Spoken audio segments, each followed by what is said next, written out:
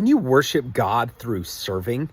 I've been talking about worship and the different ways that we can worship God. And one of the most important ways that we can worship God is through our service. Because what we believe is that God has given you specific gifts, specific talents, a personality, passions, experiences. He's given you all of those things together in order to fulfill his purpose, in order to fulfill his purposes. And what exactly are those purposes? Well, those purposes are to go and expand the kingdom of heaven, to go and reach more people for Jesus, making disciples and baptizing them in the name of the Father and the Son and the Holy Spirit. And so just because those gifts, that doesn't mean that like every single person is going to be able to like stand up on a stage or stand on our street corner and proclaim Jesus. No, he's actually given us all different gifts. Paul talks about them in several different places. He talks about it in Ephesians 4 and 1 Corinthians chapter 12.